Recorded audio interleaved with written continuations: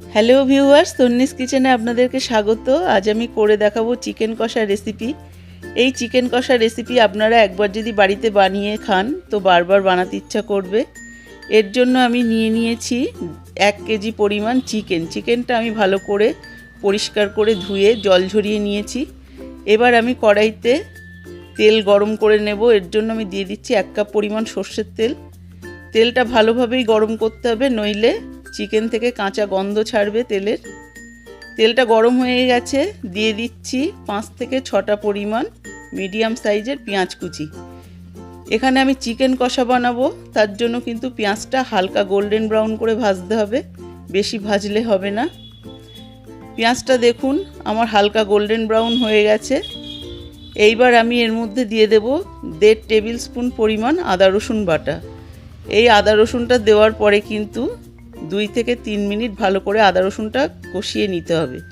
যতক্ষণ এটা কাঁচা গন্ধ থাকবে ততক্ষণ আপনাকে কষাতে হবে। এবার আদা রসুনটা কষানো হয়ে গেলে আমি এর মধ্যে দিয়ে দেব চিকেনটা দেওয়ার পরে আমি আবারও একটু কষিয়ে নেব। এইবার চিকেনটার মধ্যে আমি দিয়ে দেব 1 চা চামচ পরিমাণ হলুদ, 1/4 টিস্পুন ধনে গুঁড়ো, 1/4 টিস্পুন জিরে গুঁড়ো। এইবার সব উপকরণগুলো দিয়ে আমি আবারও 2 থেকে 3 মিনিট মতো লো টু মিডিয়ামে কষিয়ে নেব।